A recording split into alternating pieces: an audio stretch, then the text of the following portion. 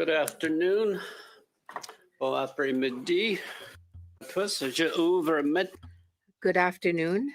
I will now open our meeting. I called meeting to order. Welcome to meeting number 6 of the Standing Committee on Human Resources, Skills and Social Development and the State of Persons with Disabilities. Today, September the 18th, 2025, the committee is meeting on youth employment in Canada. Madame Gill, is the interpretation? Non, Monsieur le Président, j'aimerais tout simplement savoir si les tests techniques ont pu être effectués auprès des témoins. Merci. No, I'm not.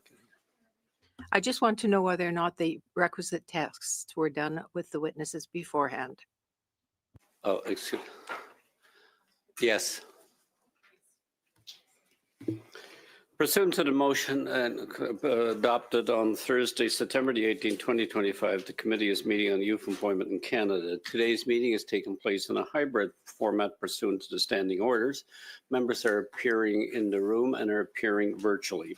Before we begin, I will just ask you to follow some of the guidelines. There is a card in front of you that gives you some instructions. They are primarily make sure your devices are muted or put on silence mode, as well as please refrain from touching the boom on the mic when you're speaking because it can cause popping. Pardon? Excuse, Monsieur le Président, encore une fois, appel au règlement. Je n'ai pas. On a point of order, I'm sorry, I don't have any French interpretation. Un moment. C'est bon. Just a moment, please. C'est bien français. OK, c'est bon. Hello, Madame Gill? Oui. Is it translating now? Is it translating now? Non, habituellement. J'entends pas. I don't hear anything. Anglais. I'm hearing the English only. Check if she's on the right. Oui, je suis en français. OK.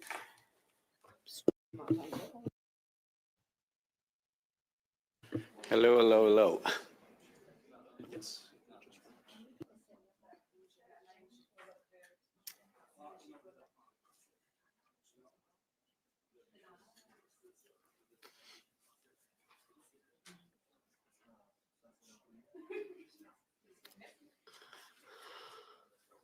Good, good.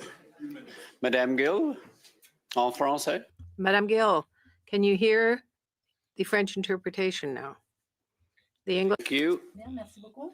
Encore une fois. Yes, and the instructions on making sure that your devices are muted, silenced while in the committee, and please refrain from touching the mic because it can cause issues for our interpreters. Some general comments. I would like to remind participants of the following points. Please wait until I recognize you by name before speaking. For those participating by video conference, please use the raised hand icon at the bottom of your screen if you want to get my attention. As well, those that participating virtually, you can choose to participate in the official language of your choice by clicking on the globe icon at the bottom of your service and choosing the language you wish to participate in. Again, as you've seen, if there is issues with translation, please get my attention. We'll suspend while they're corrected. And before we move into our witnesses, there's just one housekeeping matter that I wish to address with the committee before we begin. The clerk circulated a press release for this study. Would members like to adopt the press release as circulated? We did not receive any feedback back. I'm seeing consensus, so clerk, the press release can be circulated as can be released as it was circulated. We also have to approve a budget of $58,500 for this particular study. It covers all our hearings and the report process. Do I have the adoption of the study budget? Seeing consensus, the budget is approved. So we will now move to the formal part of the meeting. I would like to welcome our witness, and we are going with one 2-hour panel today with 5 witnesses, beginning with Axiom Group Incorporated, Perry Rizzo, President Chief Executive Officer. From the Community Economic Development and Employment Corporation, John Buck, President and Chief Executive Officer. From the Fédération des Chambres de Commerce du Québec, Alexandra Gagnon, Vice President, Public Affairs, Labor and Regional Vitality. Stéphane Pagot, Senior Advisor, Labor and Public Affairs. Réseau des Carrefour Jeunesse Emploi de Québec, Ruby Humford in the room, President, Chief Executive Officer. And Treasure Mills Incorporated, Robert Johnson, President. Each presenter, you will have 5 minutes to give your opening comments, and then we'll proceed to the questioning process. So as you get close to your 5, I'll ask you to wrap up, or when you see my hand, I'm expecting you to wrap up quickly. So we'll start with Axiom Group Incorporated, Mr. Rizzo. Thank you, Mr. Chair, and thank you for inviting me to be an important witness here for this issue. So Axiom Group was formed in 1987. We're a Canadian-owned company, and we were located in a suburb of Toronto, Scarborough, Ontario. And through hard work and many years, we've grown the company to over $200 million with facilities in Canada, US, and Mexico. We employ in excess of 650 to 700 employees globally. And this is probably the most important subject matter that I've come across in a long time. So I'm devoting some time. I've made some notes. So I want to get right into it. Addressing the root cause of low unemployment. Canada's employment problem is not temporary, it's structural. A decade of a declining productivity has left businesses less competitive, reducing our ability and willingness to create jobs. Unless we reverse this productivity decline, job growth will remain stagnant. The importance of job creation. Job creation. I don't want to hear about housing. I don't want to hear about other issues. I want to hear about jobs, jobs, jobs, and more jobs. Job creation is the singularly most important aspect of our economy.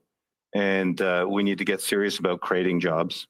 But the environment, the business risks, the low investments in Canada, why is it happening? Well, low risks for banking mandates, very little support from the banks in Canada, restrict access to growth and capital, high taxation and an uncompetitive situation and operating costs erodes in return on our returns on investment. The layered federal, provincial, and municipal policies create a high cost of environment and discourages expansion.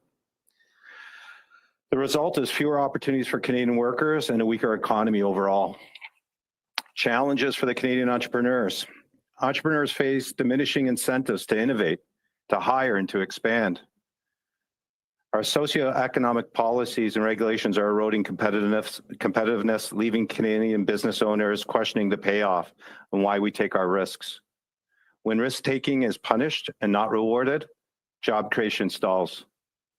The impact of social policies and work incentives. Current policies often reward non-productive and disincentivize work. Right? We have to stop those types of policies, right? Hardworking Canadians should be rewarded. Right, who strive to succeed, who strive to create jobs, who strive to create a better Canada and contribute to the overall success. Burdened with high tax of contributing and will face fewer consequences. The imbalance creates a culture where Mr. Rizzo, we're losing you from time to time. Okay. Continue. Okay, comparison with the United States. In the United States, entrepreneurs are rewarded and workers see clear rewards for effort, higher returns, lower taxes, stronger incentives, and greater support for investment. In Canada, higher taxation, rigid policies, and limited paybacks create and discourage both entrepreneurship and capital investment. The result, talent and investment flow south, while Canada lags further behind. Canada's competitive landscape. Canada's economy is hampered by systematic barriers, oligopolies, large government employment ratios to private sector, heavily unionized markets, uncompetitive tax structures, all combine to make Canada one of the lowest productive countries in the world and continues to lose our rank on productivity overall. Research includes reports from the University of British Columbia, which I have, confirms that the government-driven policies have eroded Canada's competitiveness globally. The need for long-term strategic planning, irrespective of political stripe. Canada is operating with a long-term economic strategy. Canada really needs to develop a strategy that transcends one political term, in my opinion. A 5-year term, it doesn't matter. What's important to Canada is that there's core objectives that should be clearly identified by the parties, and it should last for the next 10, 15, 25 years for long-term investment. So Canada is operating without a long-term economic strategy. The short-term political priorities and fragmented socioeconomic policies have replaced coherent planning. Without a strategic vision, productivity will continue to decline as investment will dry up. Those are my opening statements. I have additional information that I'm willing to share or answer during questions, but Canada needs a long-term strategic plan. I've gone through many economic cycles since we started the company in 1987. I faced many, many challenges, but I believe that the last 10, 15 years, the last 10 years has been extremely, extremely concerning. When other CEOs that I talk to feel demotivated, and our lead not going to help job creation and job growth. We're tired of feeling like we are some type of the problem. You know, I work 16-hour days from 7 in the morning to 7 in the evening. A 12-hour day is normal for me, plus Saturdays and Sundays if necessary. Waking up at 3 o'clock in the morning and driving to meetings is normal. We work hard to create jobs and employment. We risk a tremendous amount of time, effort, and human capital and financial capital to develop new innovations and technologies for Canada with limited investment or limited contribution from all levels of government. Thank you, Mr. Rizzo. You've gone over, and I would just, if you could just stay positioned because we are losing you from time to time. Voice connection. Okay, is the micro? Yeah, okay. It's fine now. Yeah. Anyhow, thank you. Thank you. Thank you, Mr. Rizzo. Mr. Buck for 5 minutes. Mr. Chair, honorable members of the committee, thank you for inviting me to contribute to this critical study on youth employment. My name is John Buck, President and CEO of the Community Economic Development and Employability Corporation. Our mandate is to strengthen the economic vitality of the official language minority community in Quebec. While my focus today is on this official language minority community in Quebec, I think the challenge we face and the solutions we are advancing have clear relevance for youth across Canada. English-speaking youth in Quebec represent 256,835 individuals aged 15 to 29. They make up 20.5% of the English-speaking population, compared with 16.3% for Francophones. English-speaking youth are younger, more diverse. 43% identify as visible minorities, compared with 17% of Francophone youth. Statistics point to serious youth employment challenges. Employment rate is 56.1% for English-speaking youth, nearly 6 points lower than Francophones.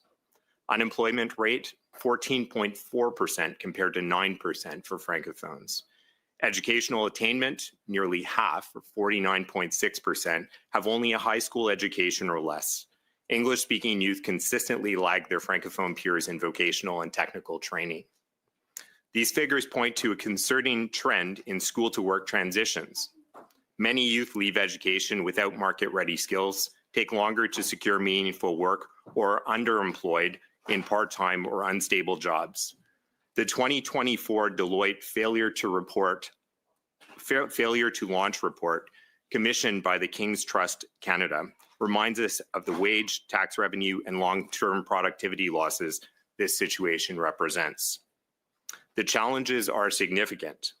Skills mismatches between what schools provide and what employers need, weaker job networks for English-speaking youth to connect with the labor market, and regional disparities, where in places like Gaspésie or Nord du Québec, Unemployment for English-speaking youth is far above the provincial average. At SADC, we are taking a coordinated action on 3 fronts. First, in applied research. SADC has launched a comparative international study of best practices in linking education and training to labour market demand. We are examining models in Canada, the US, the UK, France, Germany, and Scandinavia. We will release preliminary findings this November and share them with the Government of Canada. And I would be pleased to provide them to this committee. The findings will inform our workforce development strategy. However, lessons learned will extend beyond Quebec, as issues such as underemployment, skills mismatches, and challenging school to work transitions are common across provinces. Secondly, we are developing the collaborative economic development ecosystem. This community-based mechanism brings together public, private, and civil society actors dedicated to strengthening workforce development and labour market participation. Key objectives include better connecting job seekers, training institutions, and employers, enhancing collaboration and collective accountability to produce job placements, lower unemployment, and higher incomes, and improving labour market intelligence so youth, educators, and employers make better decisions. And finally, practical implementation. SADC is about to roll out the Employment Assistance Services Capacity Development Initiative, the EAS-CDI. The EAS-CDI links a coordinated continuum of employment assistance service providers across the province. It embeds timely labour market information, an AI-based provincial talent placement platform, and a robust performance measurement framework that ties all of our work to producing tangible outcomes. For youth, this means better access to career pathways, stronger employer connections, and services that help them not only to find a job, but also build sustainable careers in Quebec. In closing, I wish to underline 3 points. Labour market outcomes for English-speaking youth lag significantly behind their Francophone peers in Quebec. Inaction means lost income, productivity, and weaker social cohesion. And SADC is applying innovative, evidence-based solutions through research, ecosystem development, and the deployment of the EAS-CDI. By linking workforce development directly to labour market participation, we can ensure that English-speaking youth get good jobs, build future-oriented careers, and fully contribute to our shared economy. Thank you. Thank you, Mr. Buck. From the Fédération des Chambres de Commerce, Alexandre Gagnon. Monsieur Gagnon. Mr. Gagnon? Yes, thank you. I'm accompanied by my colleague, Stéphane Pajot, who will be speaking. Good afternoon, everybody, and thank you for inviting us to the committee. I am Stéphane Pajot, a senior advisor, and I'm accompanied by Alexandre Gagnon. We represent some 1,000 people and some 45,000 businesses in all the sectors of the economy in Quebec. Unemployment is a concern for our association, and it is one of the main sources of concern and vacant positions in Quebec. Of course, you have to take into account mobility. That's part of the equation with respect to those employees that are available and where they are. But our association is somewhat different from what exists elsewhere in Canada. We have 1%. Our percentage of unemployment in Quebec is lower than elsewhere in Canada. It's 9.1 in Quebec, some 14 plus in the rest of Canada. So we are more or less within the mean average. From 2005, it was 14.1. 5 years following, it dropped down to 10.5, and now the present level in comparison with the OECD figures for 15 to 25 age group. We have students, and we look at unemployment in students. That represents 1.6%, 0.2% for non-students men, 3% versus 0.3% for women. It is a concern for men, of course, and that leads us to ask questions about their education and what they are being taught. As you know, the rise in unemployment and economic perspectives and prospects at the present time mean that young people are harder hit in terms of finding a job rather than if there were a normal situation, globally speaking. We compare that to what exists in Quebec. What statistics we have in Quebec indicate that youth is more vulnerable in terms of the positions they have. And when they have a position, it's an entry-level position. In Quebec, they work in retail, 51.7%, restaurant, hospitality, housing, and so on.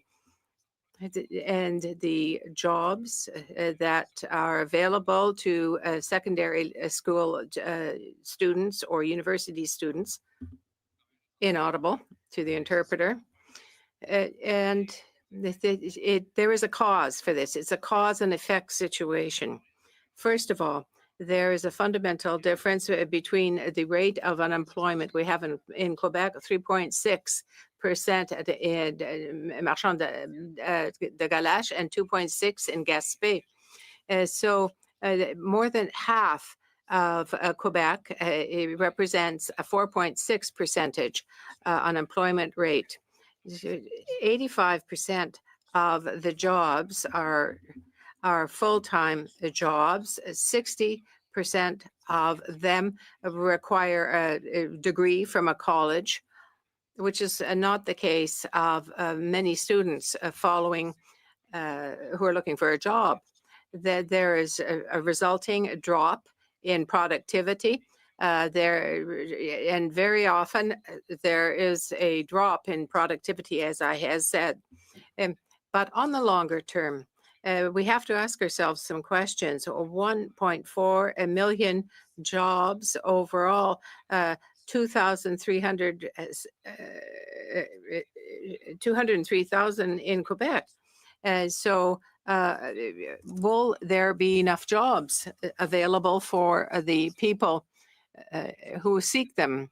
I only have 30 seconds left. First of all, I guess I should say young people are seeking jobs. Something has to be done.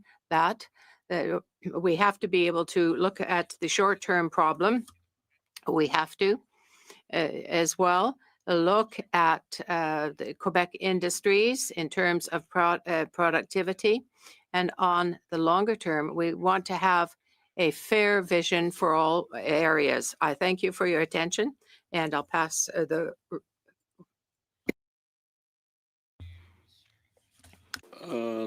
Thank you so much, Mr. Pajot. We will ask the Réseau de Carrefour Jeunesse, Mr. Humbert, to speak now. Chair, members of Parliament, ladies and gentlemen. We are involved in a perfect storm for young people. There is a technological revolution that is ongoing, and we have policies in addition to the trade war, and also we have policies that are poorly adapted to that. Young people are suffering socially. They face obstacles that are educational, that are social, that are economic. Our message is very clear. We can answer, but we must not just answer the challenge that young people are facing only in terms of percentages. Young people are in a fragile position, and this will have an effect on social cohesion and the social fabric itself. There is a doubling and a tripling of the national rate amongst youth unemployment, and there is an 85% loss of jobs. 10,000 young people are coming out of school with no prospect of finding a job. And we see young people in the streets without any prospects. You look at their faces and you know that something is very wrong. How can you engage these young people in the labor force? Our project is based on founding a future for young people. It is based on 3 pillars. Universality is one of those pillars. We want to help young people fight against discrimination, build their ability to find a job, and finally, dignity is part of it as well. In 2025, we cannot close our eyes to this serious unemployment problem amongst youth. Fewer and fewer young people are being hired. They lack experience, so how can they pursue their career? Young people from 15 to 24 years of age in Quebec are in a very vulnerable position, particularly with respect to AI and automation. On the one hand, there will certainly be the automation of various repetitive tasks. They will be taken over by AI, but we have to think of critical analysis, human management, and other areas where humans cannot be replaced. And this will be the future for young people. They will need to have access to education and upskilling. This is a moment of social transition, and there must be training made available to young people. And we also have to support the employers who, without putting the accent on inequalities, we want to be able to establish a fair basis for the increase in productivity. We do not want to accelerate social polarization. If we want to improve the quality of life by funding training for young people, it could bring us closer to shared prosperity. There is a need in Canada and Quebec in the labor force of a major restructuring. It will be efficient and necessary for young people. There has to be a democratic approach to that. We don't want to have narrow eligibility processes or criteria. We have to be able to help them adapt to the changing reality of today. We have to deal with agreements, not just on a simple administrative basis, but by taking into consideration the needs of youth.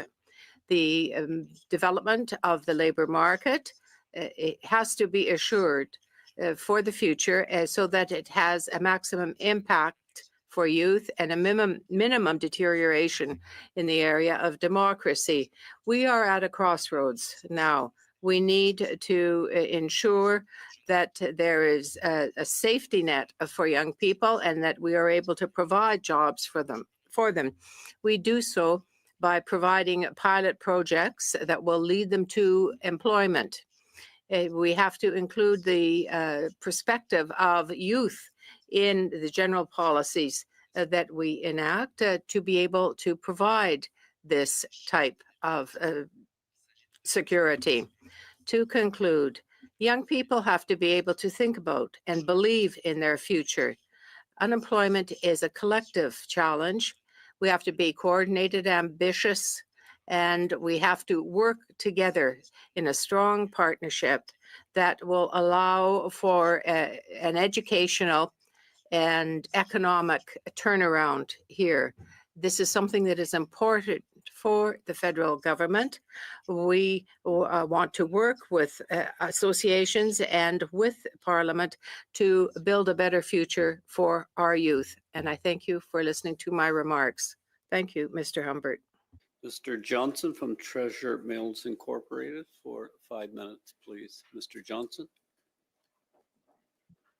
Thank you for inviting me to the committee. I think, I haven't taken the same time that everyone else has taken with regards to preparing a 5-minute speech and with regards to all the various details. But what I can tell you is that I'm an owner of a company called Treasure Mills. We're in the bakery business. We make kids snack foods. We're located in Aurora, just north of Toronto. And one of the biggest things that I see in youth and people is that skill sets.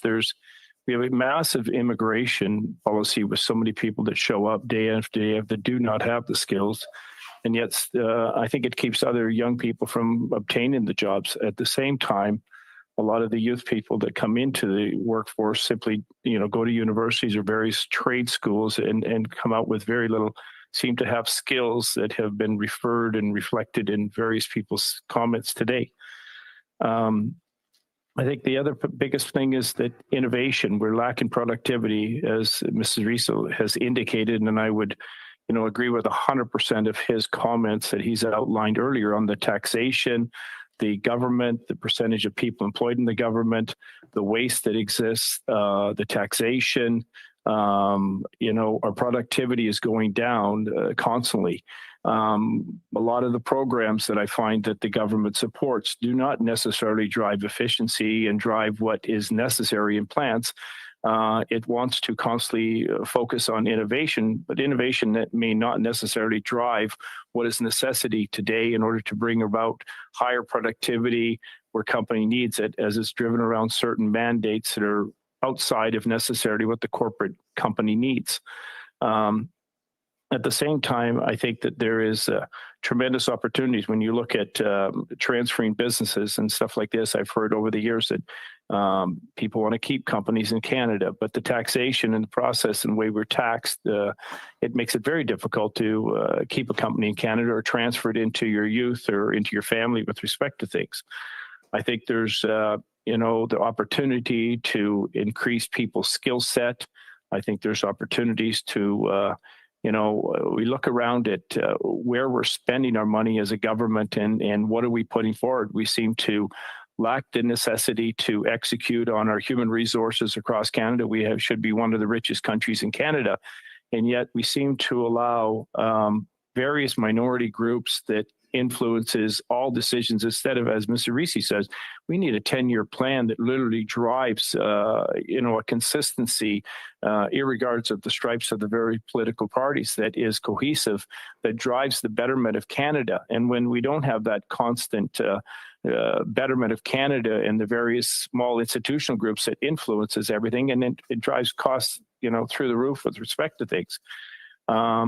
I think there's a tremendous opportunity to improve our healthcare systems and drive more and more people and educate more people to participate in various other types of trades and or skill sets that people can be.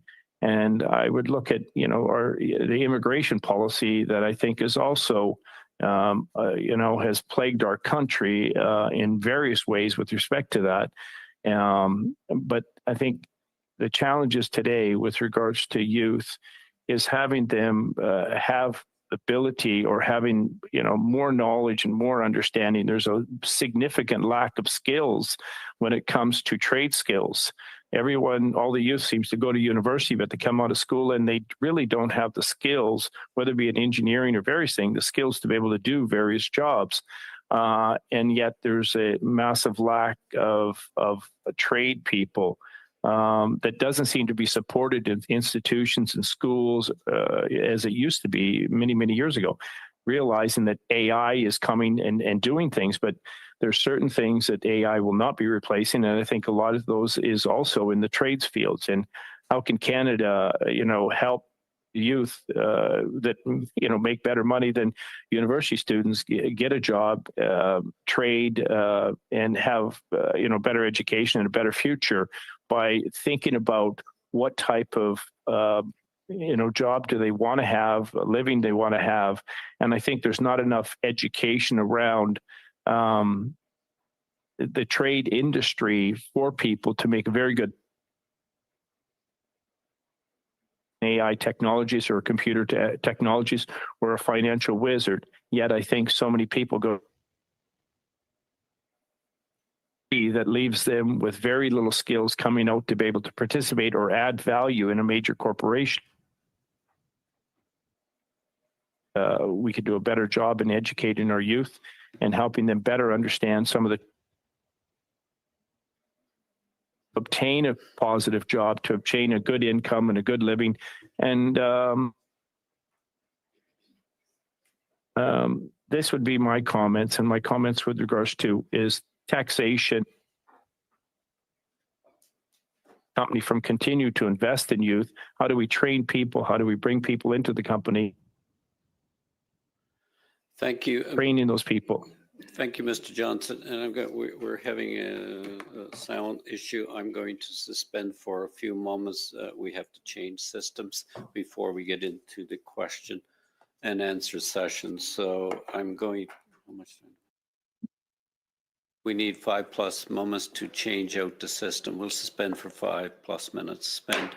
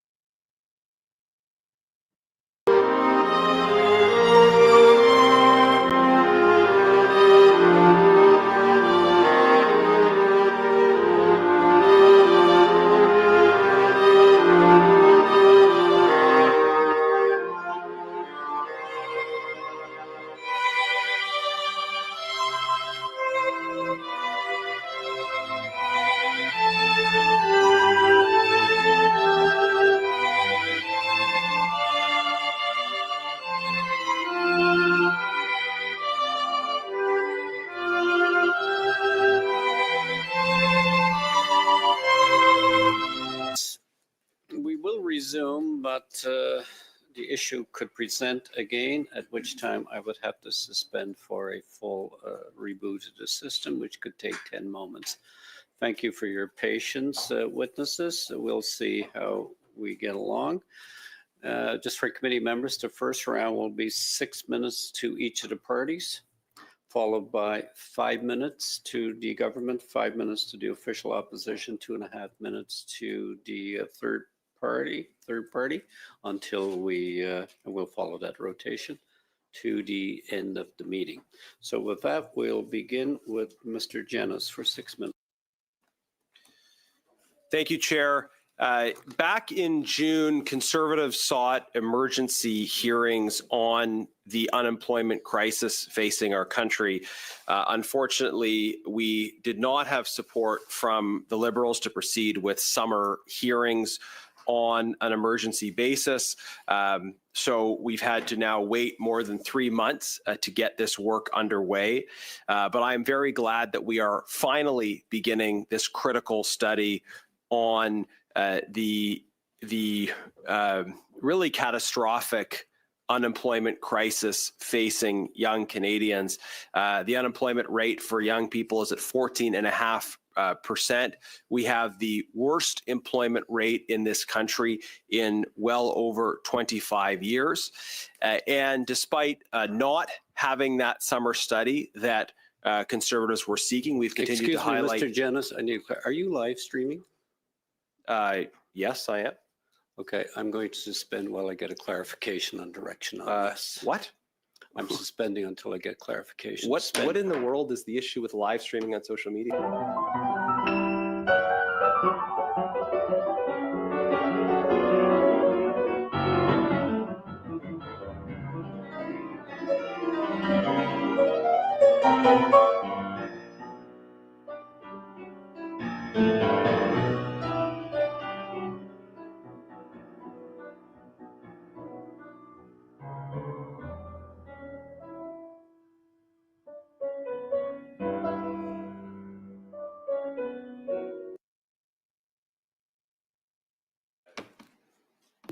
Thank you, Chair, and thank you for noting that we're live streaming these hearings on my social media platforms, which is, of course, very common and allowed, and people can follow me on the various social media platforms if they're interested in following the live stream of this and subsequent meetings.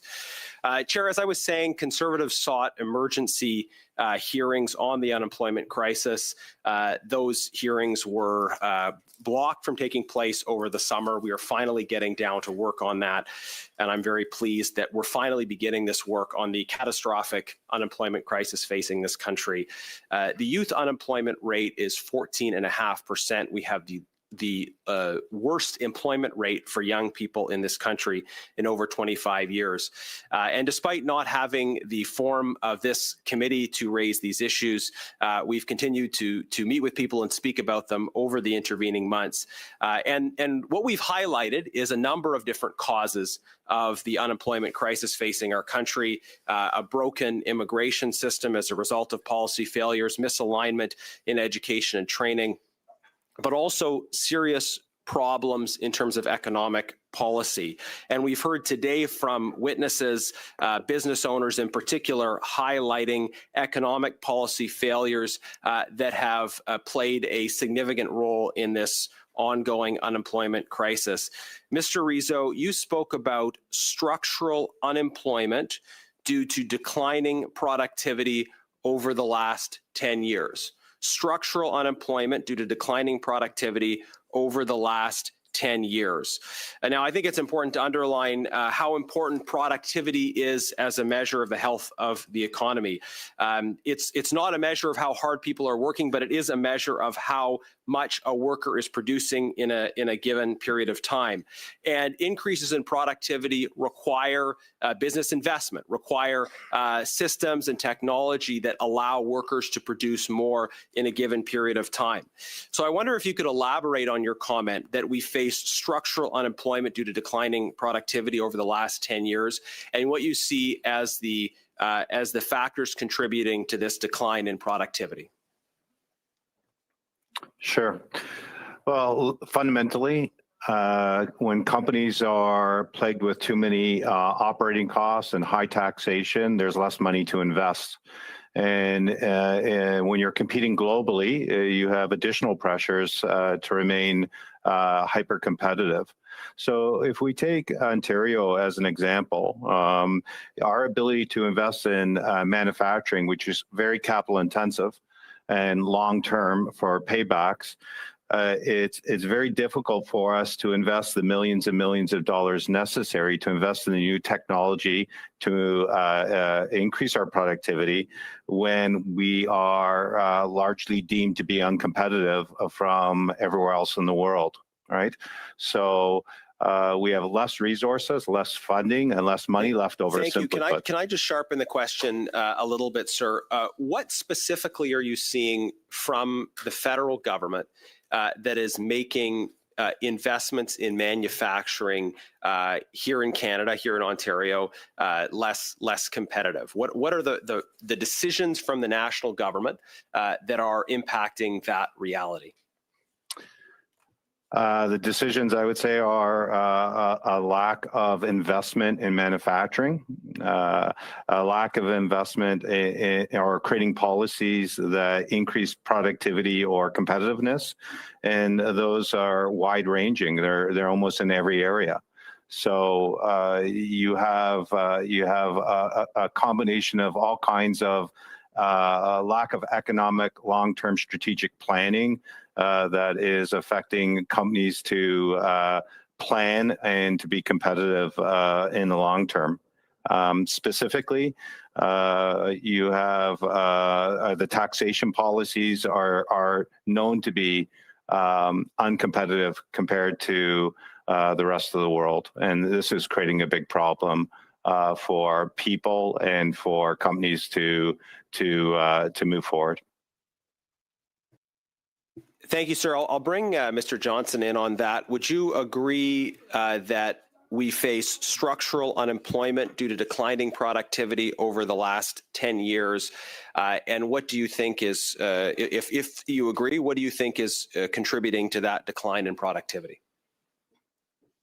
Yeah, I would absolutely agree. I think exactly what Mr. Risi says. I think also, the taxation policy that exists in Canada does not support the investments and the time it takes to write it. Recently, Trump announced that you could depreciate an asset over, 12 months or 1 year instead of taking 5 years. So as you turn around and longer depreciation is indicated the type of capital intensity that is in manufacturing, you got to get a return on that. And I think at the same time, skills. I think that there's a major shortage of certain skills that are existing.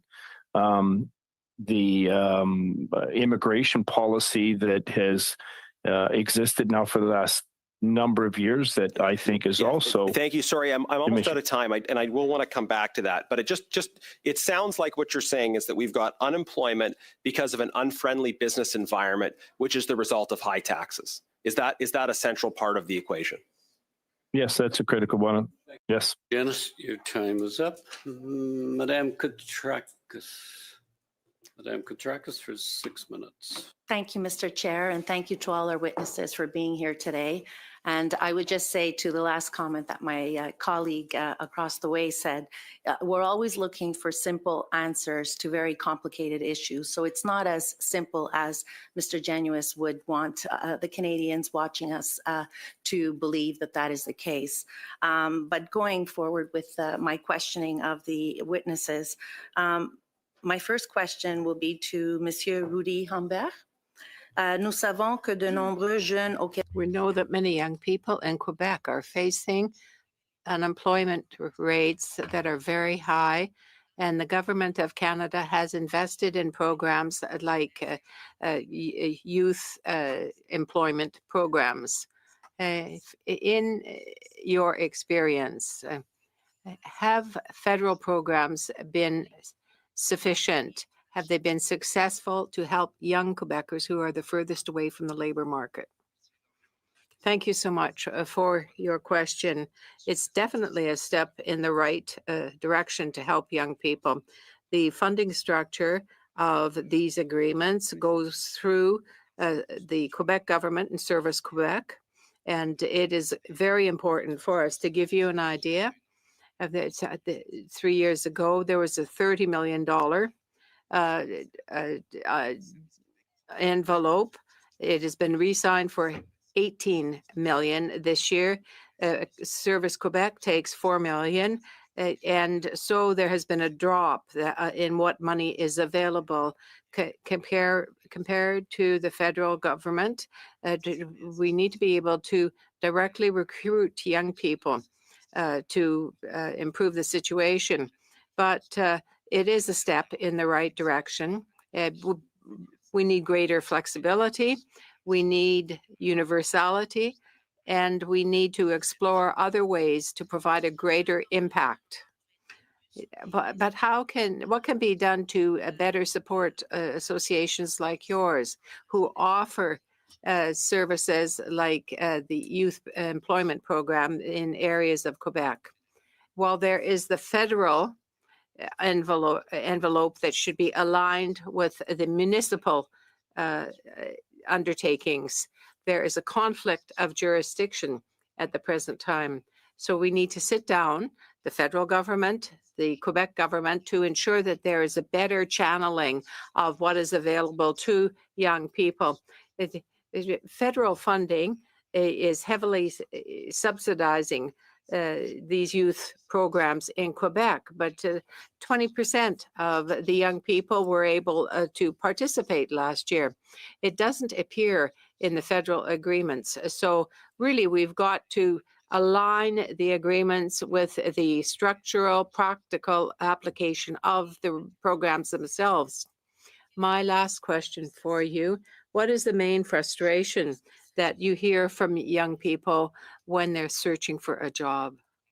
The context is such, the rise in unemployment is such, is that 3/4 of young people feel that they are less well off than their parents. And they have to be involved in the decisions that concern them because there has to be full participation as to how each public dollar is spent. It should be directed to young people. My next questions will be to Mr. John Buck. Thank you for being here. We know that minority language communities face higher unemployment rates and vulnerabilities, and the Government of Canada has made targeted investments to support youth in these communities. And I'd like to know a little bit more from you. Have you encountered challenges with accessing federal grants and contributions?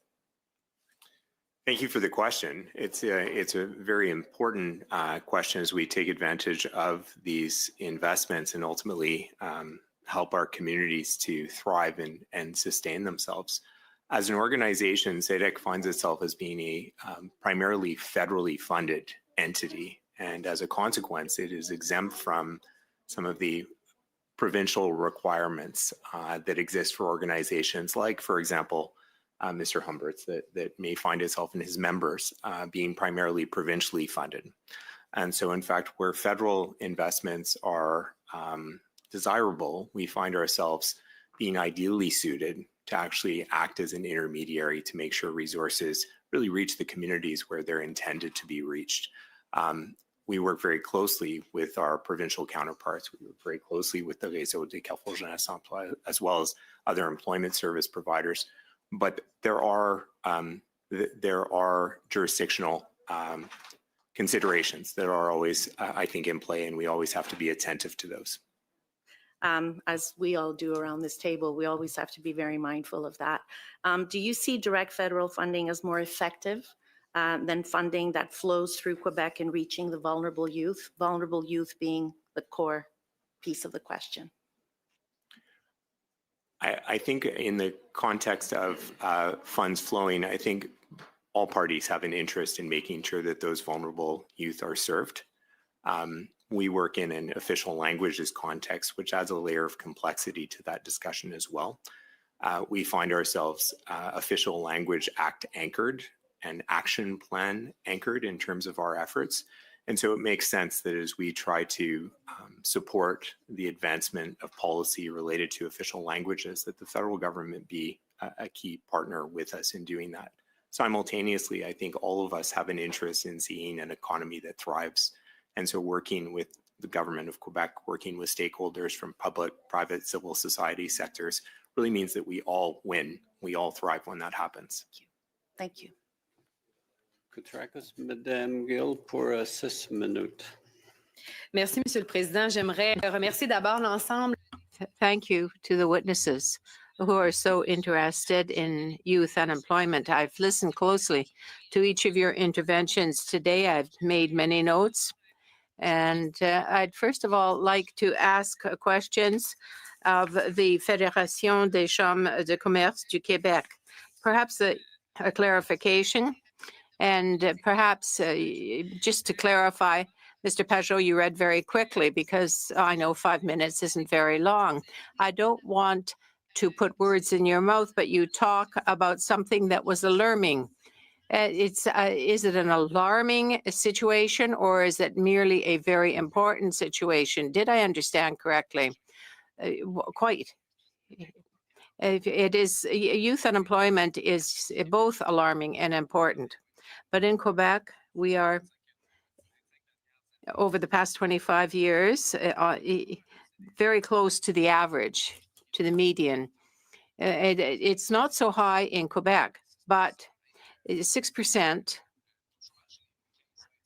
over the past 15 or 25 years. If you look at the other OECD countries, for example, it's much higher there, 2 to 3 times higher than the adult unemployment rates.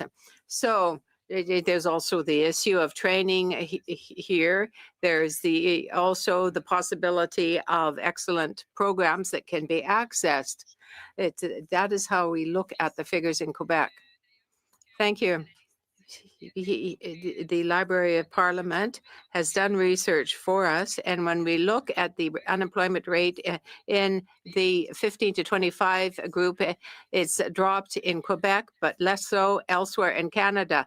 We don't know the population exactly. The same thing for the rate of employment that has increased in Quebec versus other areas in Canada.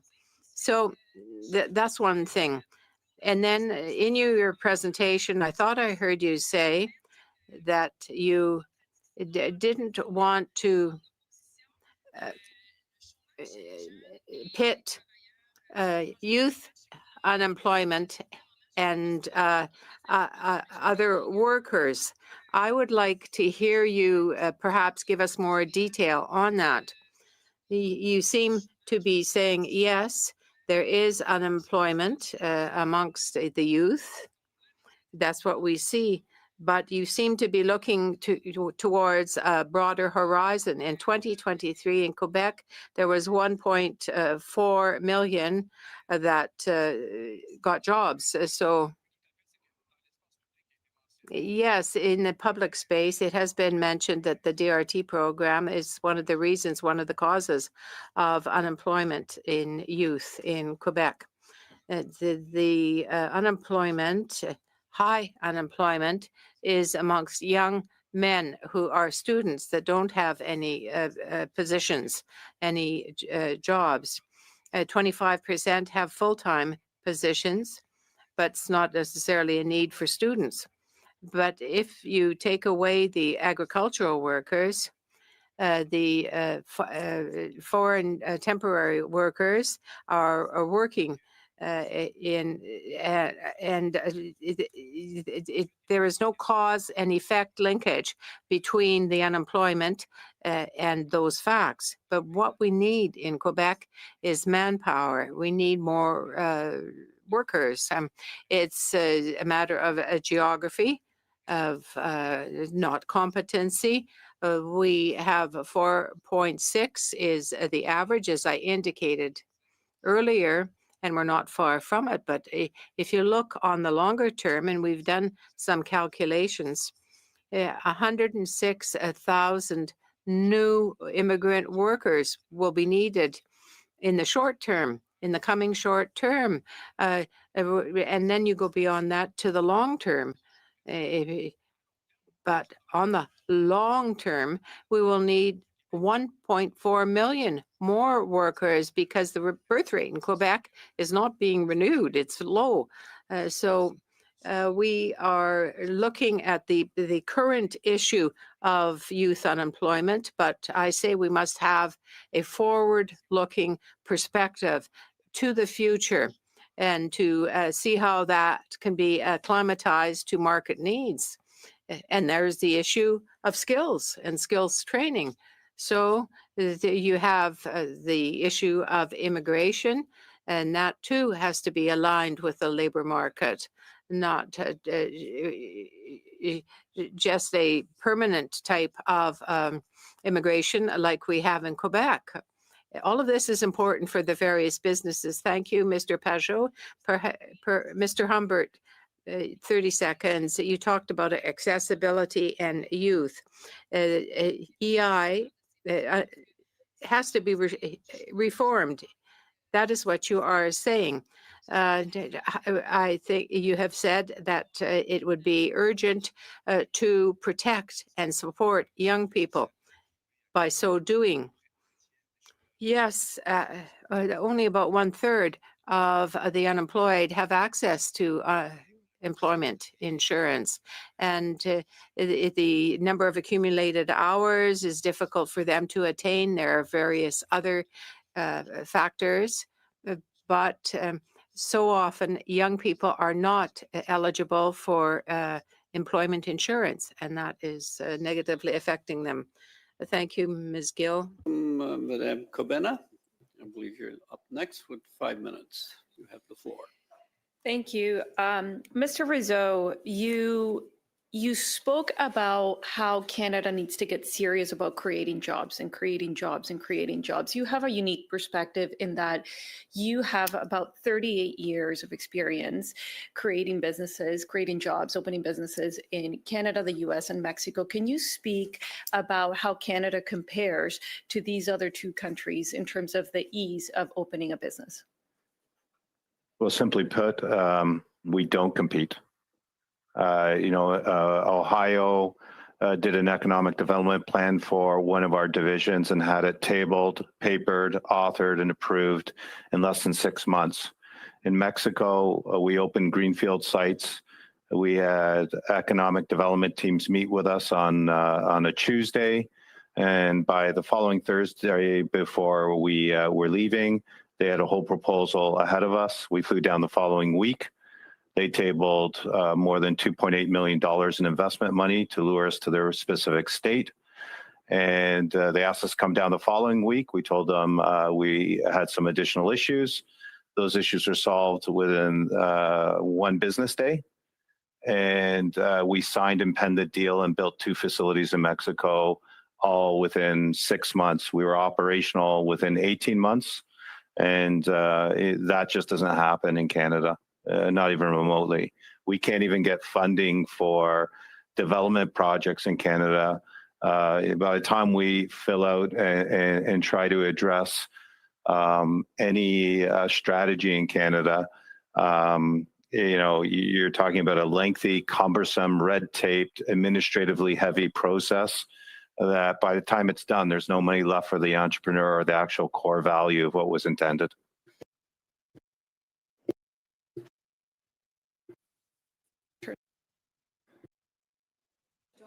Okay, there. So as a business owner, not only is it difficult for you to open a business, but of course, when you finally open a business here in Canada, you're taxed when you earn, you're taxed when you hire, you're taxed when you grow, and then of course, you're taxed again if you sell through the capital gains tax. So would you say that success then in Canada is in fact punished? Absolutely. And, we talk about that. You can see that in the productivity numbers, right? I mean, there's compelling documents, reports. One is through NBC Economic Strategy and Data Reports. And the title is called The Industrial Implosion. And it clearly identifies investments in capital and growth in the United States versus Canada.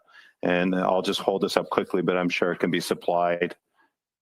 These charts represent the blue line, the United States, and its investment strategy on equipment and capital. And you can see the red line for Canada over the last 10, 15 years. So yes, it's just, when I talked about earlier, the question was asked, when you talk about high input costs, meaning wages, to the immigration policy issue, we tried to hire some engineers and program managers during growth in Canada, and each one of them all of them coming into our facility wanted $80,000 to $100,000 to start. And they referenced the high living expenses in Toronto, for instance.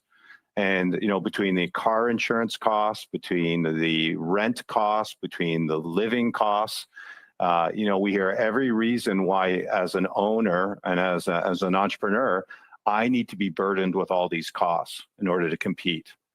And when you're competing against companies in Georgia who are paying $16 to $17 for general labor, they're paying their program management engineering teams an average wage of $70,000 to $80,000 in US. Compare that to Mexico at $65,000 US, and you're looking at people in Canada wanting $130,000. This just makes us, completely uncompetitive. Thank you, Mr. Rizzo. And the Liberal government, of course, ran on a platform of making decisions and changes at a speed not seen in generations. Have you seen that since they became elected, which is 6 months, so half a year really has now passed and gone? Have you seen any changes that have made it easier for you to create jobs? Yeah, absolutely not.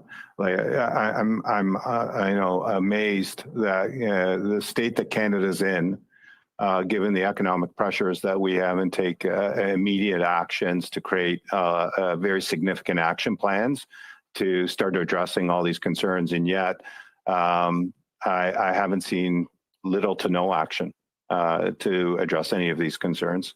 And it's mind-blowing to me. It's mind-boggling to me that this isn't being addressed on so many fronts. We should be exploiting our natural resources. We should be building pipelines. We should be creating internal growth in Canada, creating jobs in Canada. There should be a buy Canadian product and manufacturing investment strategy.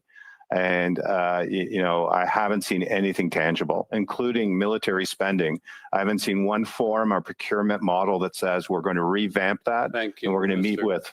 Rousseau and Madame Gobena, Madame de Rocher, for 5 minutes. Merci beaucoup, Monsieur. Thank you very much, Chair. I think, first of all, that it is very clear that the unemployment rate amongst young people is very disquieting. I spoke with my colleagues this summer about that, but it's too bad that with today's meeting is being used to communicate messages that are highly subject to discussion. My colleague said earlier, with respect to what was done this summer, we weren't on holiday. I met with a dozen or so businesses in my riding. I met with Carrefour Jeunesse Emploi in my riding and others to understand what their reality is, what reality they were living. And a lot of the points that the witnesses today have brought up about the inadequacy and lack of skills that our young people come out of their education lacking, that they just don't have these skills. There is a situation of inadequacy. I will come back to that because I think it is important today. We are seeking solutions for very real problems right now. Let me bring you back to, and we spoke about the temporary foreign workers program. I would invite everybody to remember that in 2021-22, there was a huge lack of workers. There were few workers, whether they were young or not. There were no employees to be hired. I keep that in mind. And the program that is in place today, those programs were to correct that situation. Perhaps they were put in place a few years ago. Perhaps that has led to the situation today. That's why we're meeting today. That's why we have this type of study in committee, to try to find the proper solutions to adequately respond to the problem. I would like to come back to a comment made by a witness about the manufacturing sector. The government is investing hundreds of millions of dollars in the manufacturing sector every year in Canada, right across, in Alberta, in British Columbia, in the north, in Quebec, in the Maritimes, buying equipment, starting new production lines, improving productivity. So I think that we should perhaps just look at that more closely. Madame Colombier, we said before the election that we would come up with a strategic response for the trade war. We set up building Canada homes that allows us to use our own softwood lumber, our own material that is Canadian. And now you have a defense. Mr. Rizzo, I don't know if you heard the announcement made 2 weeks ago about these policy, the acquisitions policy for procurement that would be Canada first. We are putting forward these ideas. That said, Mr. Gagnon, I know that other colleagues have spoken about the issue of a first-time job. Our government has co-op programs to try to help. But do you have any suggestions to promote these first-time hires in the manufacturing industry? it would be very useful if you could give us some guidance or comments. Yes, thank you. It's a very important question. Now, one of the elements that we do in Quebec very well, perhaps less well elsewhere in Canada, are co-op programs, internships that take place on the job, in the workplace. And it doesn't matter what government, it doesn't really matter what government is in, these programs take place. Small and medium-sized businesses accompany these young people in their job and try to provide for greater productivity. And this is one of the vectors of success. You mentioned issues with respect to COP. Yes, sir. Thank you. Thank you, Madame Desroches. Madame Gill pour 2 minutes. Ms. Gill, 2 minutes, 30 seconds. Thank you. My question, and I was wondering about this too. So once again, for Mr. Gagnon or Mr. Pajot, the Fédération des Chambres de Commerce, I want to come back to the future again. You spoke about the challenge of the future. It will be hard to fill jobs. What do you see as that challenge? We know what is happening with young people. You represent, you said, 45,000 members in your association. What do you see in the future for us to help us make recommendations to help young people in the future? Thank you. Thank you for your question. Yes, there are challenges remaining. And over the past years, we've seen the trades that young people are trained to do are very important. There are new changes looming over us. The capacity of our educational institutions to be able to adapt to that change. We don't really see much of that. They don't seem to be adapting a curriculum that would allow students to be better prepared for the future. If they only change a curriculum every 2 or 3 years, that's a sign that our study programs are not very well adapted to this time. They are all along, throughout the career of our young people, there has to be an ability to adapt. And I think that insistence on digital literacy, the basic skills are important. That will allow them, I hope, to adapt to the major challenges ahead. My colleague Stefan mentioned the geographical issues, because there are regions that are very, very different, one region as compared to the other. So you invest in national programs, immigration programs, but there should be some consideration given to the disparities, the regional disparities that you find throughout Canada, where things are completely different. And you want to be able to access regional partnerships like Carrefour, which would allow them to better meet the needs of the specific region and the infrastructure that is required. Thank you, Ms. Gill. For 5 minutes. Thank you very much, Chair. And I'd like to thank the witnesses for taking the time to be here and to share their experience with our committee. Mr. Johnson, I'd like to start with you if possible.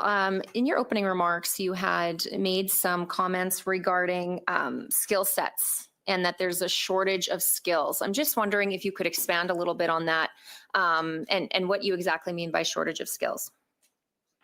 Yeah, sure. I would say tradespeople with regards to, I'm in manufacturing, as I mentioned earlier. So from electricians to millwrights to programmers in software, robotics, and then you can expand beyond that from the point of skills. I think there's a lot of people that come into the workforce that simply might go to school for engineering or something else, but they lack the skills to be able to bring value to the company. And you know, as we're out and I'm competing against a number of other companies constantly, and one of the number one things is strong mechanical capable people in manufacturing in order to, as you know, we're fairly automated. And as we bring in more and more automation, we require a different level of skill set in order to maintain that automation. And it is a challenge to find the skill set today in the environment that we live in today. Okay, thank you. And so you said you were in manufacturing, so that would just be one facet of the economy. I know we're in a housing crisis in this country, and you know, the government has promised that they're going to build all these houses, but what we're finding, and this committee has found in previous parliaments, is we don't have the skill set to do that, AKA the tradespeople. Yeah. So how are we going to build everything that we need to power Canada, house Canadians, manufacture, you know, our goods, if we don't have those tradespeople to do that? So I think that that's something that's very, very important to point out. We need those tradespeople to keep the lights on, to build the foundations, to build the walls, to do all of those things. And they can make a very good wage and a very good living in the sense of this, from a point of, you know, young electricians to plumbers to anyone. They're not aware, and I think, you know, the investment in their time, and I don't think it's promoted enough and allowed people enough, you know, compared to what it used to be. Absolutely. So. I do come from a very trade heavy part of the country. Energy and agriculture are our driving forces. And so it's very common for kids to ask other kids, what trade school are you going to? What trade are you getting? And we need more of that. Mr. Rizzo, I'd just like to follow up with something that you have spoken about. You had mentioned about red tape. I'm just wondering, is red tape affecting or causing input, or is it causing, or what's the word, impact, maybe that's the word I'm looking for, on productivity in the country? Yeah, look, I think I have a great scenario for you. I have multiple facilities, and I take the time to walk to, you know, out to all the little industrial units that are around me. And at one time, they were filled with little companies that were fabricating, machining, and now they're mostly service sector type oriented jobs, moving furniture, providing some type of service. So with respect to your question on red tape, I dropped by a small steel fabricator. He's been doing it for 15, 25 years out of this unit. And a young person came by the other day working for the town and walked in with an iPad and started writing up infringements. A skid was against the wall, that's an infringement. Your air makeup unit is not interlocked, that's an infringement. Another thing. And by the end of 2 hours, it was $5,000 to $8,000 worth of administrative costs and small details to fix that were working perfectly fine, and there was no safety issues, but there's some new compliance. So, you know, the owner talked to me and he said, you know, there's $8,000 I have less to invest in my people. That's $8,000 less that I have to invest in my company. And he is like, it's absolutely ridiculous. And that's just the amount of people employed by the government to be involved with every type of issue, whether it's building. I mean, if you talk about, you know, the conservation authorities or the building departments or the municipalities, or, I mean, God forbid you want to do much in Canada without being saddled with at least 10 levels of something to go through in order to get an objective achieved. So, you know, the red tape still exists on every level. You know, I think it's a function of too much government. Thank you, Ms. Fox. Ms. Fancy. Ms. Fancy. Yeah, thank you very much, Chair, and thank you very much for all of the witnesses that are here today. As a former educator and high school principal, administrator, I've worked for almost 2 decades with many youth. I might feel like I have a PhD in teenagers, some might say. Most of these youth entering work for the first time. as a university fellow who studied youth prioritization in regards to policy, but also in regards to protection of youth. This is a study that is very near and dear to my heart, and I just wanted to put on record today that it's not something that the Conservatives have been saying we've been lackluster within this study, and it is not, because today we are here to listen, learn, and we are seeking solutions. So my first question is for Mr. Johnson. Mr. Johnson, in your introduction, you said that you hire people without skills. So I'm thinking, why would you do this? What I am also thinking, what is your experience within recruiting and retaining workers? So we're looking at what are some of the recruitment and retainment strategies that you use within your manufacturing company? Thank you.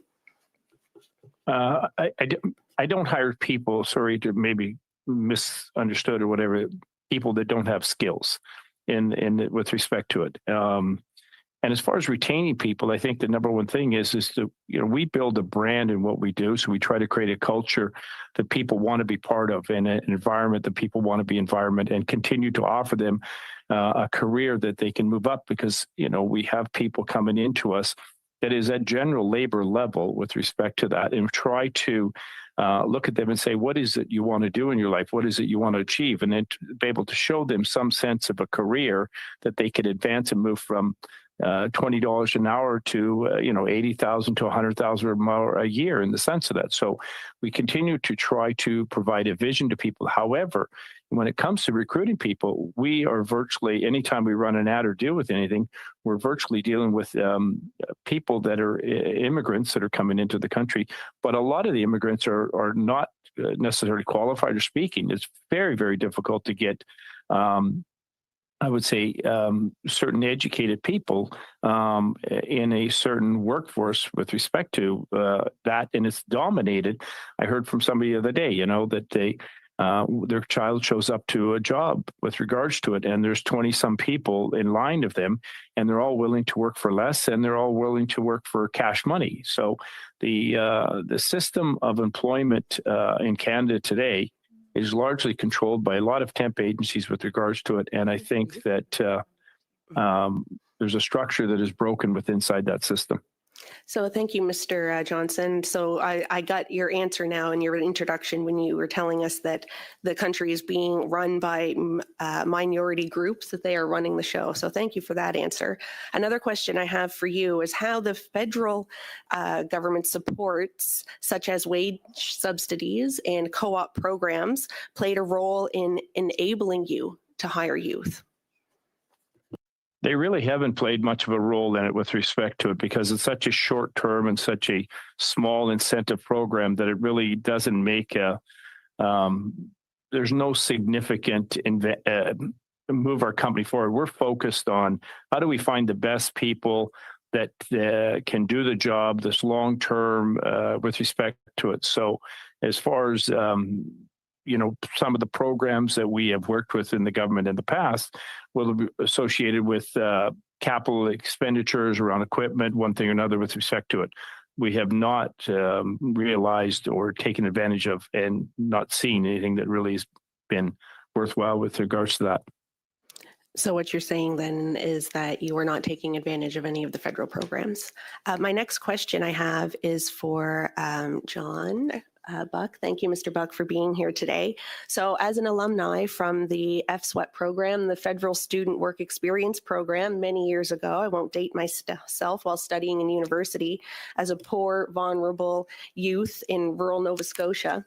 My question for you is, what impact do you feel programs like these that I just mentioned, or the Canada Summer Jobs or Youth Employment and Skills Strategy, have young people in both minority language communities or in other vulnerable communities benefited from? Thank you for the question, Ms. Fanti. These are really significant, really important opportunities with respect to, I think, addressing the primary challenge that I identified, and that's ultimately the skills mismatch. So what we have with respect to supply and what the demand is. And in many cases, there's a lack of alignment. And programs like this help to actually bridge that gap in many ways, so that we do see students, while they're undertaking their studies, have the opportunity to understand what the employer's needs are and focus the direction of their studies on really being an asset to the employer. And so I think the experience of, and I'll use the federal student program, could be replicated in the private sector.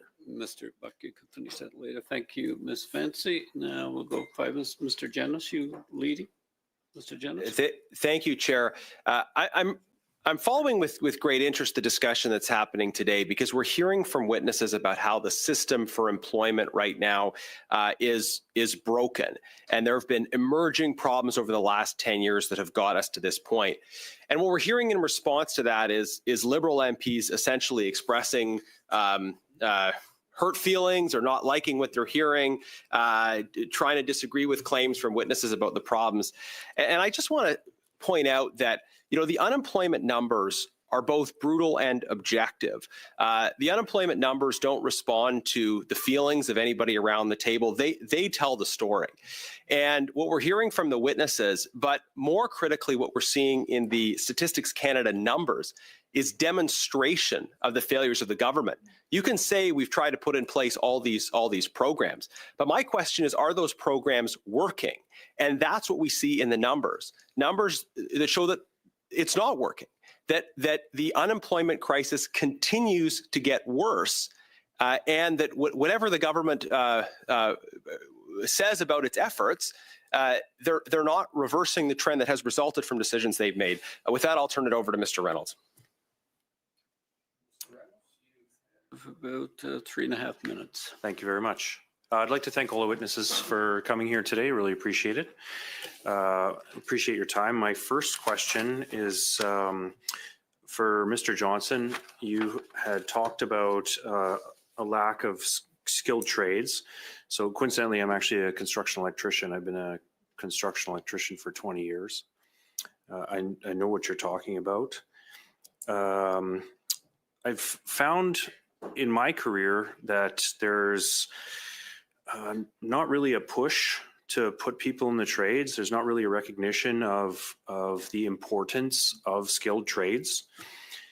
I think the attitude that I've seen in a lot of schools, especially certainly when I was in high school, that you know, people who couldn't cut it in university, well, you can just go into the trades. And I still see that today. Do you think that there's a way that we could start to change that opinion? Because obviously we really need skilled tradespeople.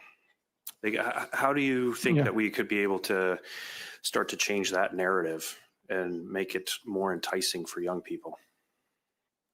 Yeah.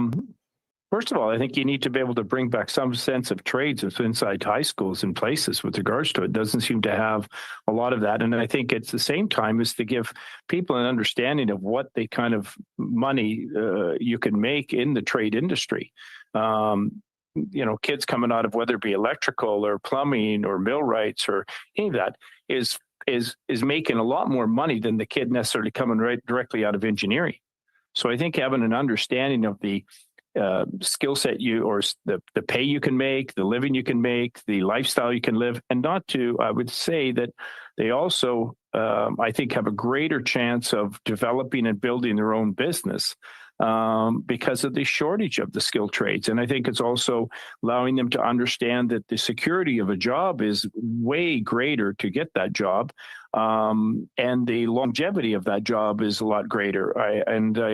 So I think that I don't think young people really understand trades as a whole and what they could consider. And I don't think many people actually really understand the choice of their education and what was going to be their chance of getting a job, or what they will earn when they get a job, or the percentage chance of getting employment too. Thank you.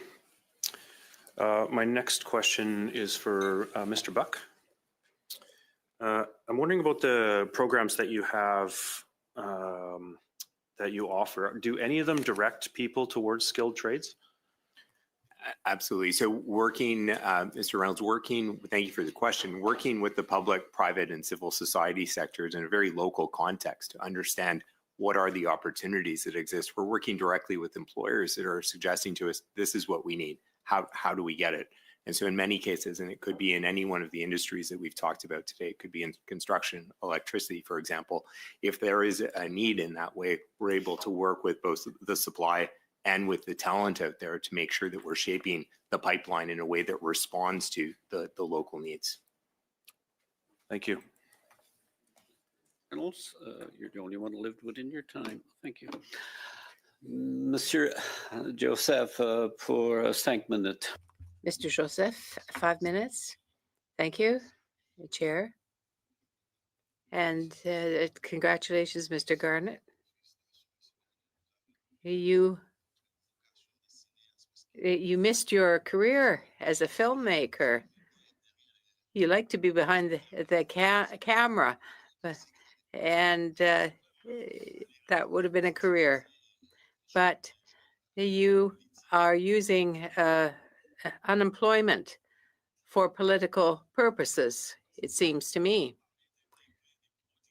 Now, let me continue. You have talked about a decline in productivity, 14.5% unemployment amongst young people. Is it because of unemployment? Is it because of immigration, rather? Mr. Garnett has put that on the back of immigration. Is this unemployment being caused by foreign workers immigrating here? I don't think so. Now, you have employers that there is some there is a vacancy of 100,000 jobs, but you're going to have to be able to fill those vacant jobs. And a question for Mr. Rizzo. Has your business benefited from federal programs, from incentives for learning, for apprenticeship for the young people that you hire? This is my first question to Mr. Rizzo. Risotto, I always say risotto, but I mean Rizzo. That's no problem. Thank you. Look, I think there is some programs that are helpful. I want to put it in context. I'm a tool maker. I'm a tradesman. That's how I started, right? But, you know, when I started over 40 years ago, the incentive to be a tool maker was $7,200, and I probably was making $31,000. And it was well known that as an apprentice, I would probably make more mistakes and be more costly to the company for the first 5 years than they would make off of me. But, you know, today my son went into the same trade that I went in, tool making, and he received $4,000 a year. So if we're going to say we're going to invest in tradespeople and it's 40 years later, then there's something really specifically wrong, right? So there is still investments. They do help, but I would say it's largely borne by the employer who's committed to those tradespeople because we're employing them and creating income for them while they learn, which is a great program. I'm a big fan of everything should be an apprenticeship or should be a paid co-op. Internships should be banned if they're not paid. I have interns that come and work for me for human resources. So everyone gets paid. No one works in my company for free. I just don't believe in it. So there is some good programs. We have used them. I just wish they were more and they were more in line with what's needed in today's economy.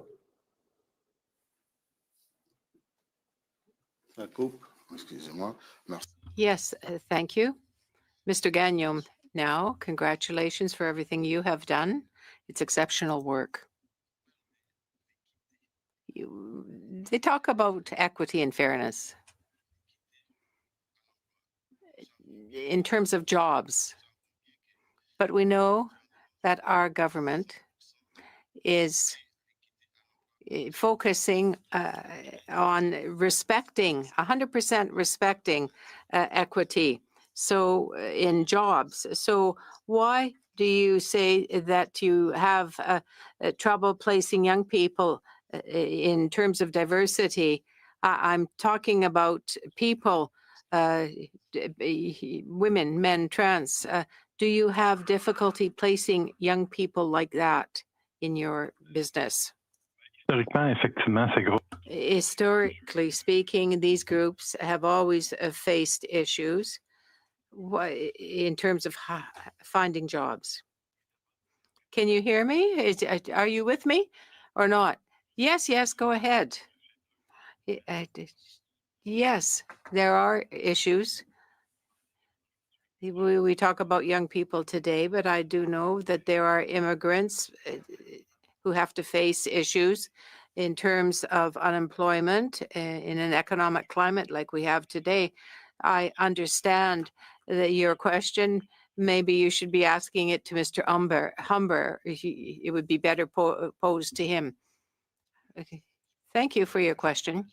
I share your feeling of urgency with respect to this issue because the rate of unemployment in youth is higher than in the past. 25 years ago, we have to find more structural solutions to unemployment. That leads to broken lives, social, economic costs. 80% of job losses affect young people.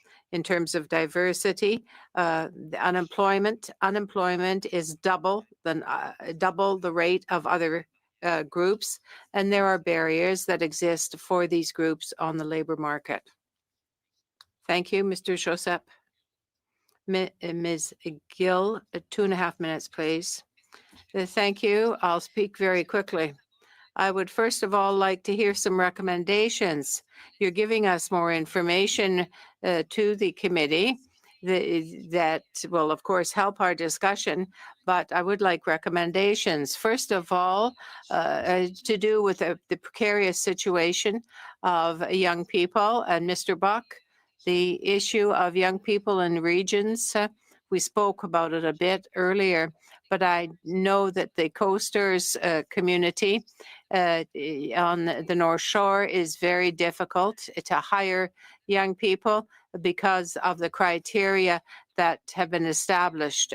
So maybe we could talk about that outside of the committee. Also, la Fédération des Chambres de Commerce du Québec, from Stats Canada, there is a specific drop between 2020 and 2024 throughout Canada, not just strictly in Canada. There are sectors that are specific to that: housing, restaurants, hospitality, and retail. Have you looked at the COVID period? With your members, that was definitely a very difficult period. You did mention that.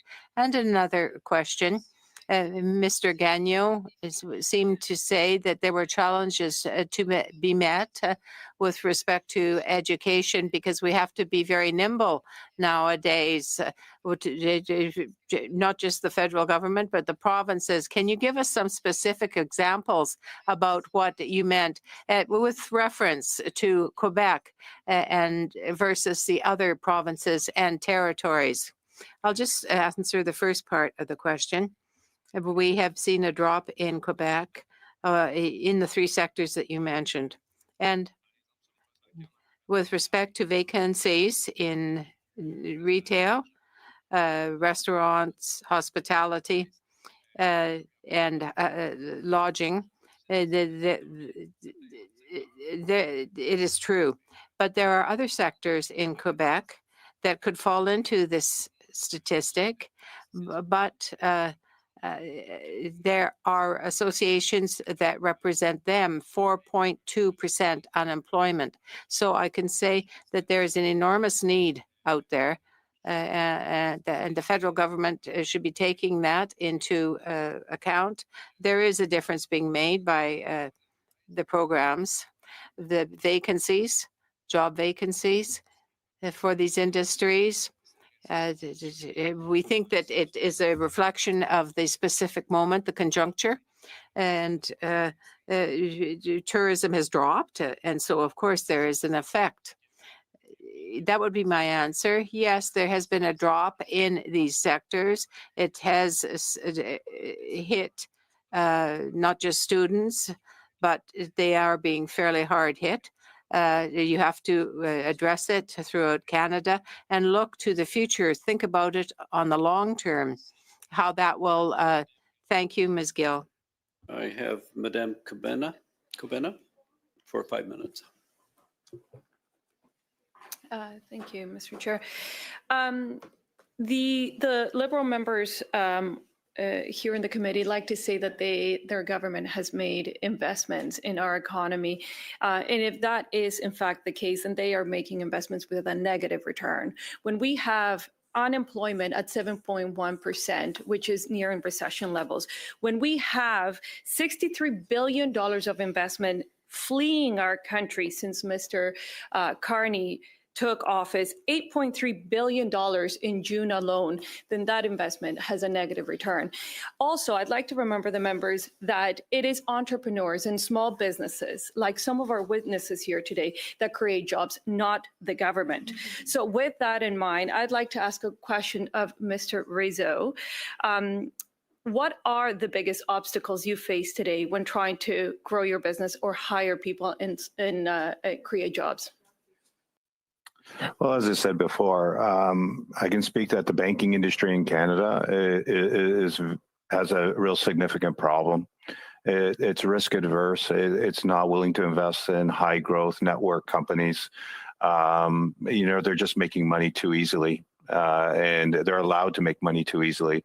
So therefore, getting banks to support companies with any kind of dream or entrepreneurial spirit, and that don't fit into all the covenants and ratios and analysis work, it's not going to happen. Then you're left with EDC and BDC, who are there to help and support companies, but let's be honest, they charge 11% interest rates.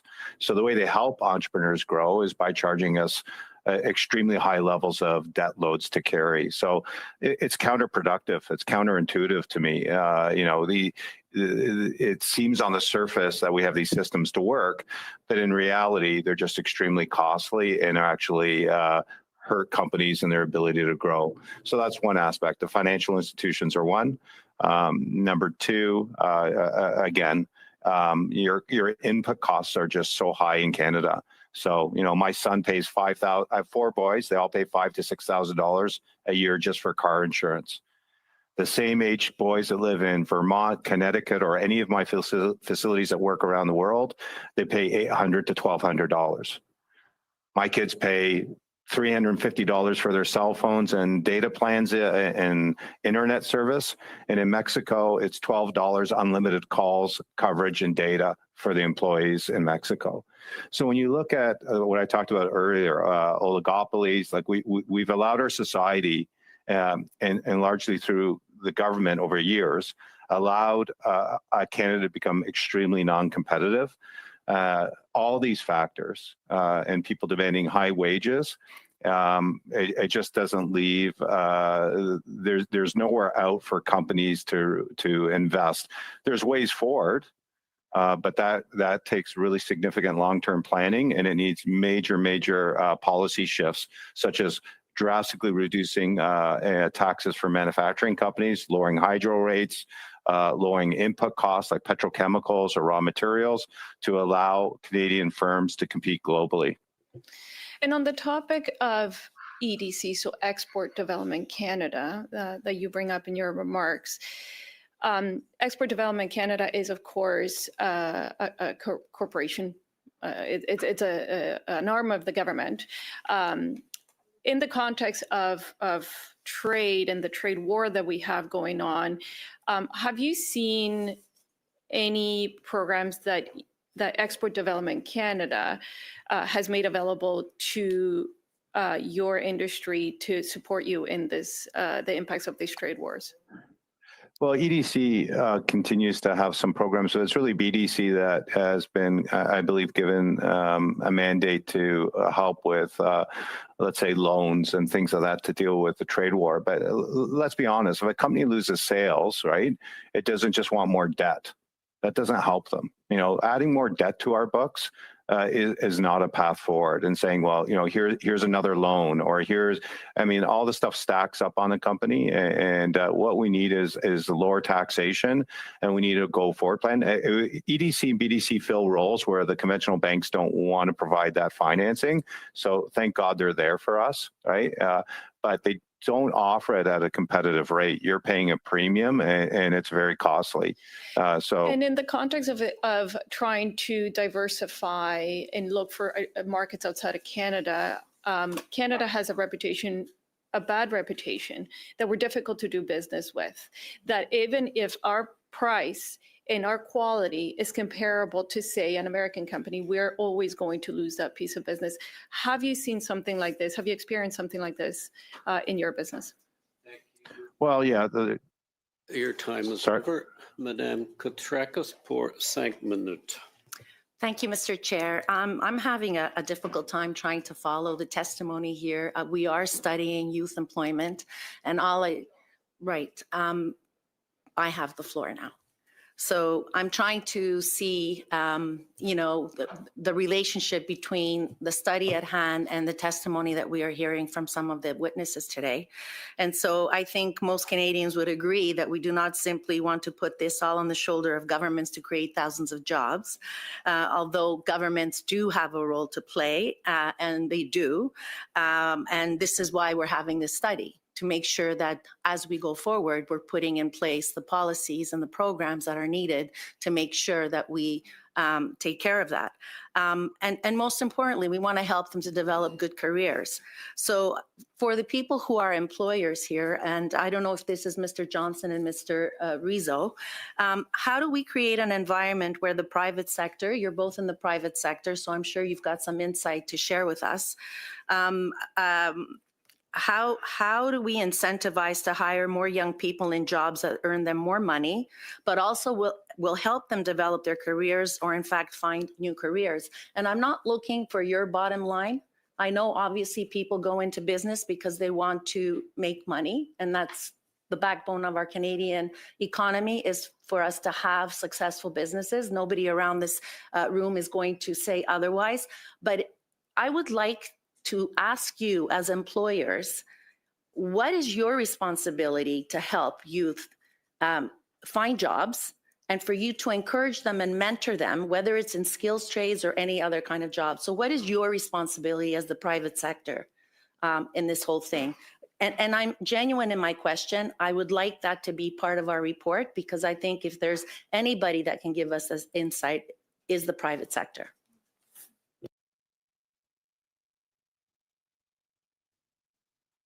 Who wants to go first? Either one, Mr. Johnson? I'll just go for a few minutes. Well, first of all, I think, when immigration has impacted the employment side dramatically. When you run an ad, it doesn't matter what it is, whether it be for a senior head of finance, whether it be for HR, whether it be for engineering, whether it be for quality, labor, general labor. There is primarily one ethnic personality showing up for all the jobs with regards to it.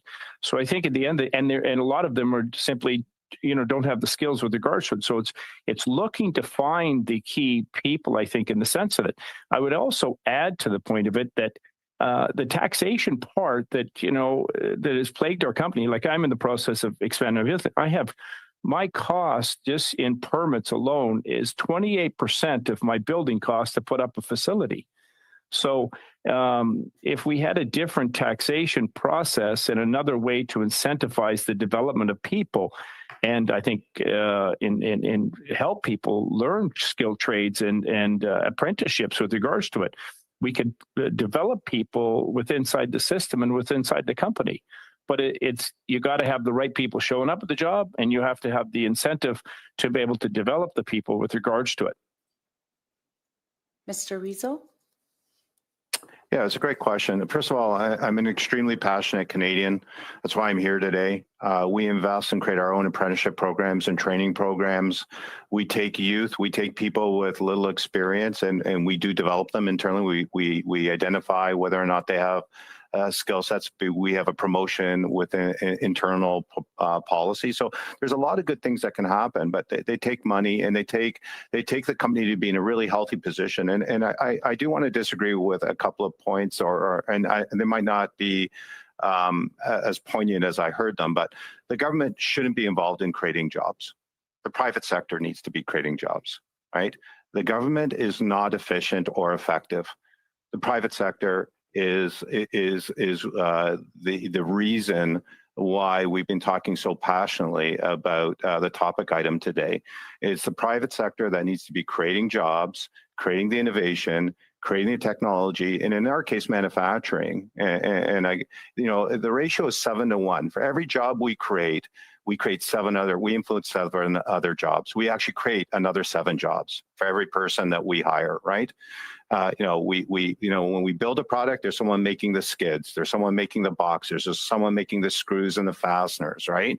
So, that's why manufacturing is so critical to China and to every economy in the world that wants to succeed. Manufacturing is a very important aspect of it. So to your point, how do we create jobs? Well, we allow companies, not administrative, not the government creating a new administration center, or we allow companies to create an environment to be rewarded to grow and succeed through lower taxes, lower impact costs, and a long-term strategy for development.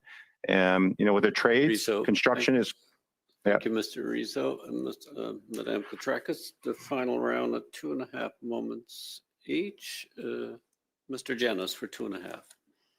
Thank you, Chair. Mr. Rizzo, I want to probe your comments about the link between the cost of living crisis and the unemployment crisis.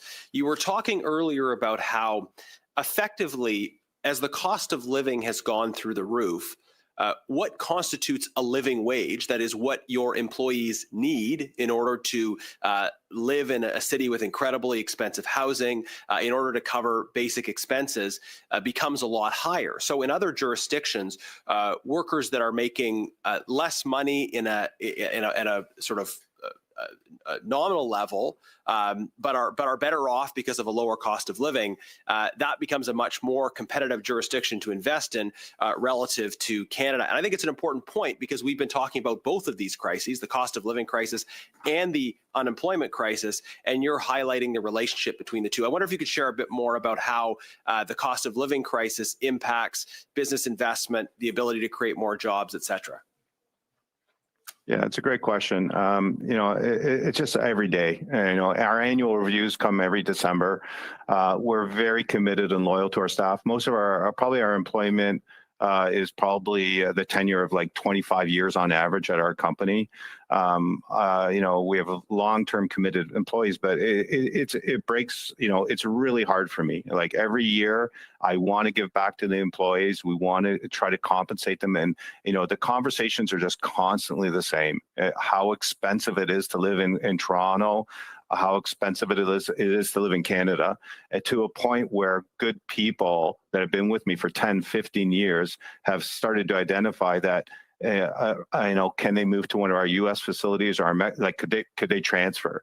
And the reason they're doing that is they want to start a family, they want to have home ownership.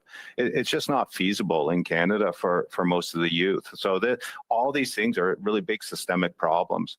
To put it in perspective, a facility in Georgia where we make components, the average person makes $16.50 to $17 US an hour, and a house price is $40,000 to $50,000, right? So to the employer, they can attract a lot of people, and at this lower wages, those people can still live and acquire and do quite well. But in Canada, when most of your money is going to mortgage debt and living expenses and insurance and all the items I talked about before, the youth of today have no money left over to dream about that next step in their lives. Thank you, Mr. Janis. Ms. Rocher pour 2 minutes et 30. OK, merci. 2.5 minutes, Ms. De Rocher. Thank you. I'm a little bit confused, I must say. It's true. I'm not saying that ironically, because we're here to talk about the unemployment rate amongst young people. That's our study. But we hear the witnesses talking about taxation, about programs. And Mr. Rizzo, you mentioned all of this. So what prevents you from doing what you want and need given the programs that are at hand? I'm trying to go very, very quickly over this, but I think shortcuts are being taken with respect to living wages and affordability, because you really can't compare Mexico to Canada. There are programs to make life more affordable, like childcare, like dental plans, like pharmacare. So we have that. Want to focus too much on that. I would really, because the colleague, Mr. Reynolds, raised the issue of trade skills, les métiers spécialisés, and I think it's a really important issue. Alors, my question is to the two gentlemen. Maybe we could start with Mr. Rizzo. How can you help us answer the fact that young people don't want the jobs that we need? What can you do to help about that?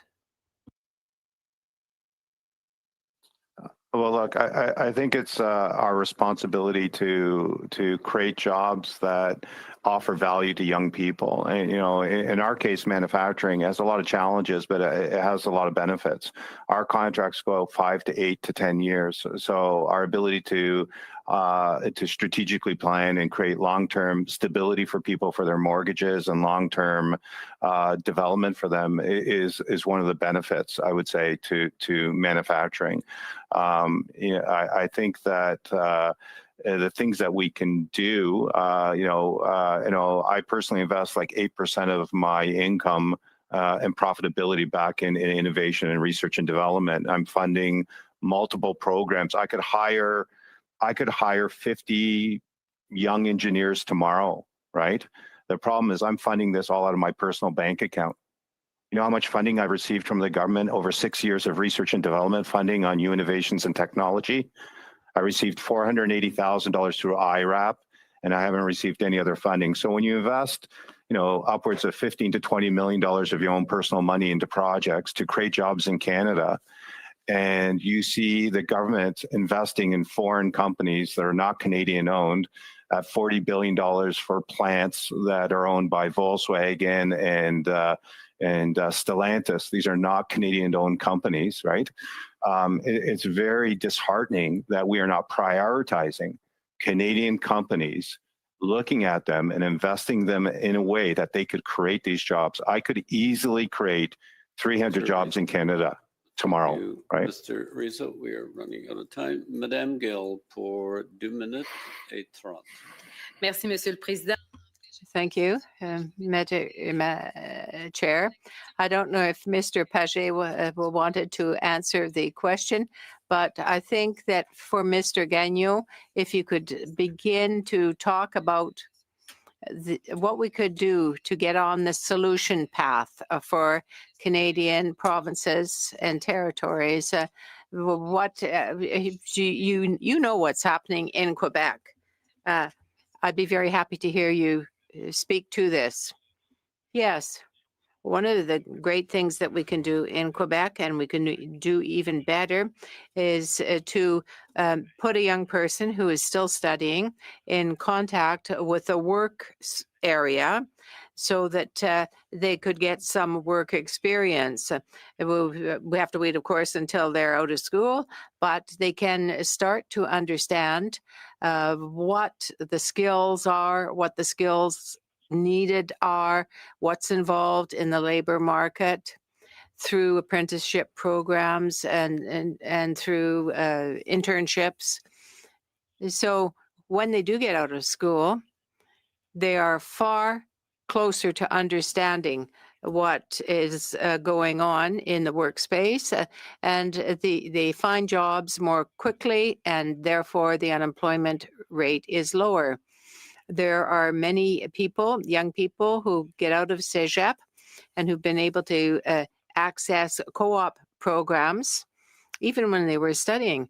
And there are skills programs that exist in Quebec that are short training programs that allow for a quick adaptability to the specific needs of each of the employers, those that have specific needs in their area of operation, rather than having big major programs that are very broad and general in nature that really don't meet the needs of the employers. So I think you could shorten training, and you could enhance the apprenticeship and internship, and then employers would get the employees they need. 10 seconds. No, that's all. Thank you, Chair. You gave me overtime earlier. Thank you. That concludes this panel of witness on this study. The committee will meet again on Tuesday, October the 7th to resume the study. Is it the will of the committee to adjourn? Adjourn. Thank you, witness.